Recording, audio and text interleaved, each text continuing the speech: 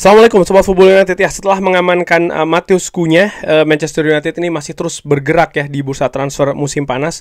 Dan mereka nampak benar mengutamakan posisi depan atau posisi penyerang nih sebagai prioritas ya, prioritas utama sampai dengan saat ini. Nah, ada beberapa informasi yang mengabarkan Manchester United atau mengaitkan Manchester United. Bryan Mbeumo ini yang menjadi yang terdekat saat ini. Pemain ini diinformasikan oleh Fabrizio Romano ya, disukai oleh Manchester United. Manchester United juga selain mendatangkan atau setelah mendatangkan Matheus Cunha juga masih ingin mendatangkan dua pemain di posisi penyerang lagi, satu posisi nomor 10 dan satu posisi nomor 9. Bryan Mbeumo dinilai pemain yang bisa bermain di posisi nomor 10 tersebut sehingga ya dan diidentifikasi menjadi bisa dijadikan menambah kualitas Manchester United. Gue secara ringan amatiran melihat ya dia punya kompetensi tersebut. Dia musim lalu menjalani musim terbaiknya bersama dengan Brentford. Dia memiliki pengalaman di Liga Inggris. Dia memiliki posisi yang juga dibutuhkan oleh Manchester United di posisi serang sebelah kanan ya. Tentu saja Manchester United juga memiliki pemain-pemain lain di posisi tersebut. Sebut saja amat ya, tapi ya mengarungi satu musim kompetisi dengan hanya mengandalkan satu pemain di satu posisi, menurut gue itu tidak ideal. Kedalaman skuad ini penting dan juga kedalaman yang memiliki kualitas. Menurut gue Bryan Mbeumo bisa dijadikan opsi untuk posisi tersebut. Nah, selain Bryan Mbeumo, disebutkan oleh Sky Sports ini mengaitkan Manchester United. Lial Thomas ya mengatakan bahwa Manchester United ini juga memiliki Benjamin Sesko di radar mereka ya sebagai pemain depan. Dan pemain winger targetnya ini termasuk Semenyo, Mbeumo dan juga Hudson-Odoi. Oh wow, jadi Hudson-Odoi ini juga termasuk target di sana. Semenyo juga iya, tapi nama Benjamin Sesko ini kembali hadir walaupun di informasi lainnya disebutkan memang Sesko ini juga diminati oleh Arsenal dan bahkan Arsenal meminati secara lebih serius ya Benjamin Sesko, pemain muda yang diinformasikan oleh penyerang ya, yang diinformasikan oleh Fabrizio Romano dipastikan akan meninggalkan Red Bull. Ya, menurut gua sih kalau Sesko, artinya untuk mendapatkan Sesko saingannya adalah Arsenal, di mana Arsenal juga butuh pemain lini depan. Menurut gua Manchester United bukan berada pada pole position atau posisi terdepan ya, untuk bisa mendatangkan Benjamin Sesko. Walaupun pemain ini pemain yang luar biasa sih menurut gue, dengan periode di Red Bull, dengan periode pergantian pelatih yang berbeda-beda juga ya menurut gue sempat, tapi dia tetap menunjukkan kualitas karena memang menurut gue dia memiliki potensi yang luar biasa, kapasitas bermain di lini depan juga yang sangat fantastis. Tapi walaupun dari sisi usia juga masuk sebenarnya dari proyeksi Ineos ya kan, tapi kayaknya enggak sih Benjamin Sesko, sayangnya demikian. Dan kalau gue lihat dari sumber lainnya, ya Arsenal saat ini bukan satu-satunya klub yang melakukan pembicaraan konkret dengan Red Bull Leipzig terkait dengan Benjamin Sesko. Manchester United dan juga Liverpool disebutkan secara serius tertarik untuk mendatangkan pemain ini. Apalagi ada Liverpool juga ya, menurut gue ini bukan hal yang mudah bagi Manchester United, bahkan sangat sulit sekali untuk bisa mendatangkan Benjamin Sesko. Nah, faktor Christopher Vivell yang pernah bekerja di Red Bull Group ya, ini dinilai merupakan bisa jadi faktor atau instrumen yang besar karena dia ada di development Sesko, sudah mengamati dia dari usia yang sangat muda ketika didatangkan di Red Bull Group. Ya, tapi menurut gue Christopher Vivell iya, tapi misalnya dari biaya transfer dan lain-lain, gue gak yakin Manchester United bisa memenuhi hal-hal tersebut. Dan ada satu faktor sih menurut gue ya. Oke, mungkin banyak pendapat yang mengatakan ya Benjamin Sesko nih pemain yang luar biasa, punya skill yang bagus, ini itu. Tapi ada satu faktor juga, dia belum pernah bermain di Liga Inggris, itu nomor satu. Nomor dua, situasi Manchester United ini berbeda dengan Red Bull, berbeda dengan klub-klub yang mungkin lebih solid keadaan manajemennya, keadaan klubnya. Manchester United masih rapuh menurut gue, dan ini bisa menjadi faktor yang membuat penampilan bahkan ya, bukan hanya perkembangan tapi penampilan dari Benjamin Sesko tidak maksimal. Bisa jadi, gue bisa jadi salah, tapi itu juga yang gue analisa. Oke, selain Benjamin Sesko dan juga tadi ya disebutkan Bryan Mbeumo, ada juga kabar yaitu Gyökeres. Nah, Victor Gyökeres ini juga diminati oleh Manchester United. Kabarnya demikian. Walaupun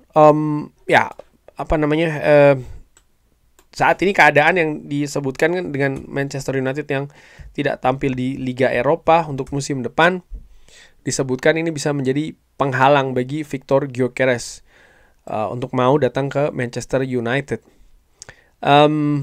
Disebutkan oleh Fabrizio Romano ya bahwa target impian sebenarnya dari Manchester United untuk di lini depan ini ada pada Victor Gyökeres. Tapi kesepakatan ini sulit ya karena tanpa Champions League. Setelah kehilangan Liam Delap, Manchester United ini akan memutuskan target utamanya dengan segera nih. Florian Plettenberg pun juga menginformasikan kemungkinan Gyökeres ke Manchester United ini hampir sirna, hampir punah ya. Dikabarkan oleh Jakobsben pun juga demikian, target murni dari Manchester United sebenarnya adalah Victor Gyökeres. Tapi ya mereka sebenarnya lebih menginginkan Liam Delap. Liam Delap lepas, Gyökeres ingin tampil di Champions League. Wow, oke. Dan disebutkan sekarang ini Juventus ini juga berminat untuk mendatangkan Victor Gyökeres. Wow, Juventus ya, klub besar juga. Namun disebutkan juga Manchester United masih terus memiliki kontak dengan pihak dari Victor Gyökeres dan memiliki beberapa diskusi.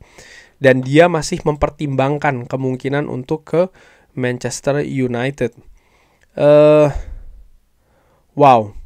Oke, dari informasi lainnya sebentar kalau gue lihat ya.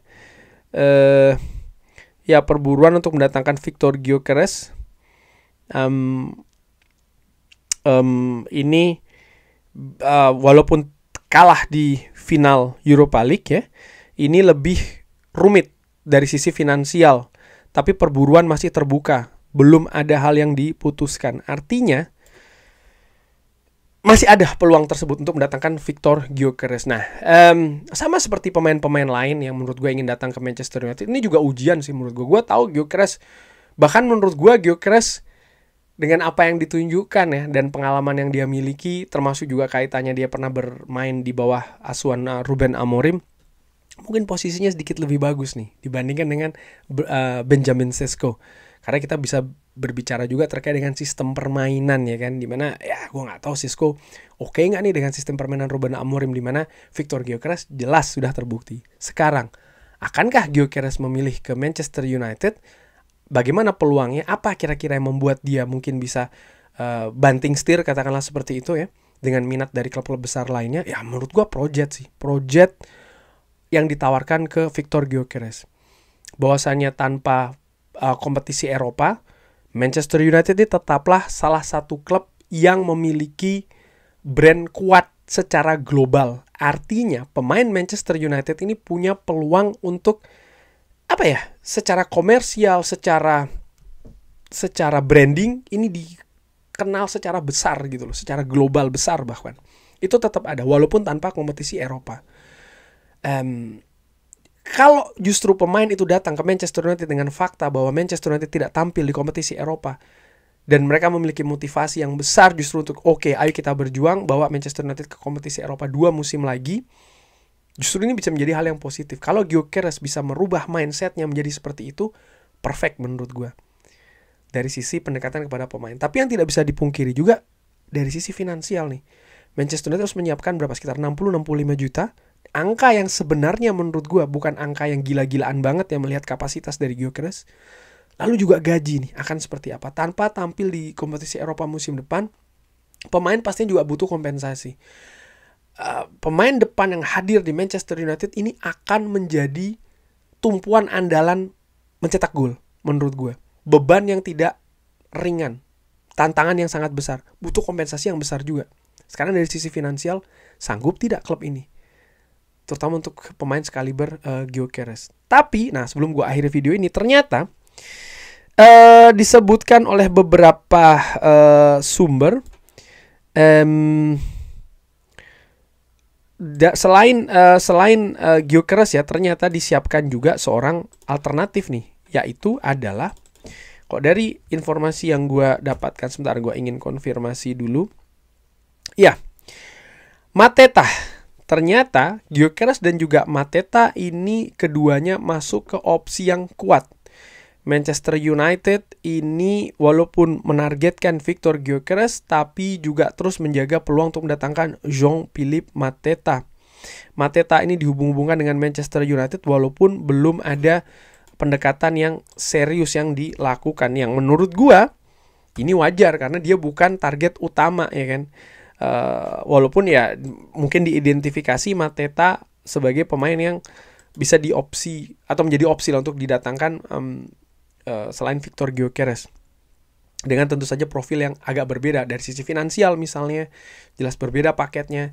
Dari sisi pengalaman, Mateta lebih berpengalaman di Liga Premier Inggris. Penampilan Mateta bersama dengan Crystal Palace menurut gue fantastis.